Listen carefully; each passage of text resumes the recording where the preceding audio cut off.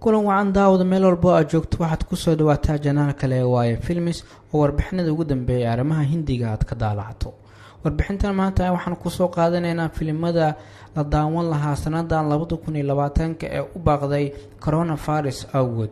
filimadaas oo dib u dhacay sidoo kalena aan ilaa hadda dib laga shaacin xilliga la daawan doono, waana khasaaro sanadkan Bollywoodka ku habsaday maadaama filimada lacagaha laga helay ay ku nool yihiin dadyo badan oo ay tiyaatarada ka shaqeeya filimada wax ka jira kuwa dharka qaabilsan, fashionka, xulusta dharka iyo kuwa kaleba.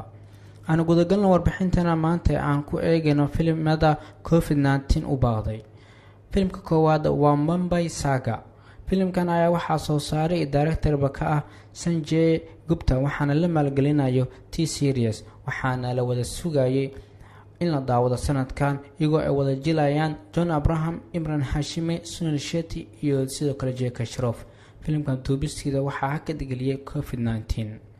filimka labaad waa Maydaan. waa filim xambaarsan fariin ciyaara, waxaana loogu hadlayay nolosha xidigii waayihii sportska Hindiya ee sanadaha 1962 ilaa iyo 1952. filimkan waxaa soo saaray Boney Kapoor, waxaana jilaya Jade Afghan, waana mid caabuqa u baaqday.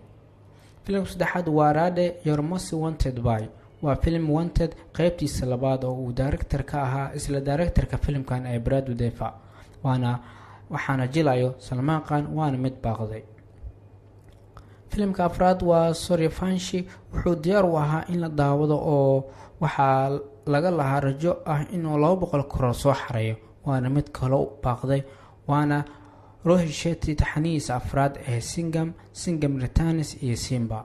nambarka 5 waa Lakshmi Bomb. waa filim cabsi ishaatir ah oo laga soo minguuriyay koonfurta, waxaana jilaya Akshay Kumar, waxaana director ka ah Raghav Lawrence. filimka ugu dambeeya lixaadna waa Dil Bejara. waa mid uu jilay xidiga dhawaan geeriyooday ee Sushant Singh Rajput.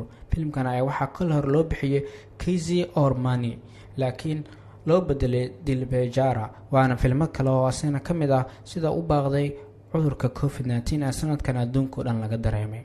waad ku mahadsantahay daawashada warbixinta. haddaad ka yeeshana la wadaaga asxaabtaada.